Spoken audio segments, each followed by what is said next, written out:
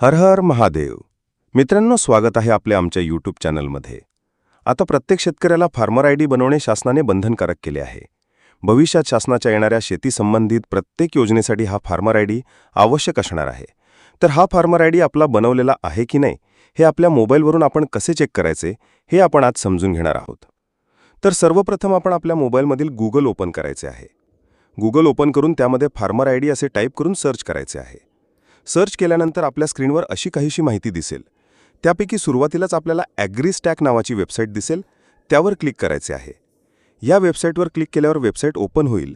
त्यामध्ये वरच्या बाजूला चेक एनरोलमेंट स्टेटस हे ऑप्शन आपल्याला दिसेल, त्यावर आपण क्लिक करायचं आहे. पुढे आपल्याला दोन ऑप्शन दिसतील. पहिले आहे एनरोलमेंट आयडी आणि दुसरे आहे आधार नंबर.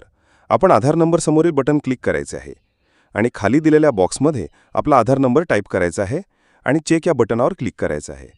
त्यानंतर आपल्याला आपला फार्मर आयडी तयार आहे की नाही हे समजणार आहे. आता इथे लाल अक्षरामध्ये नॉट रजिस्टर्ड असे दिसत आहे.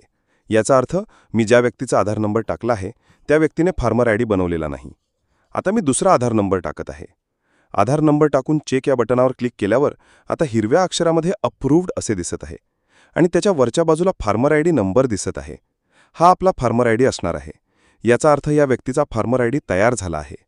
त्या व्यक्तीची संपूर्ण माहिती आपल्याला इथे दिसत आहे, जसे की आधार क्रमांक, फार्मर आयडी क्रमांक, त्या शेतकऱ्याचे नाव आणि नोंदणी केलेली दिनांक. तर आज आपण अशा प्रकारे फार्मर आयडी कसा शोधायचा हे शिकलो. ही माहिती कशी वाटली ते आम्हाला कॉमेंटमध्ये लिहून कळवा आणि हा व्हिडिओला लाईक करा आणि आपल्या इतर मित्रांना शेअर करा. धन्यवाद.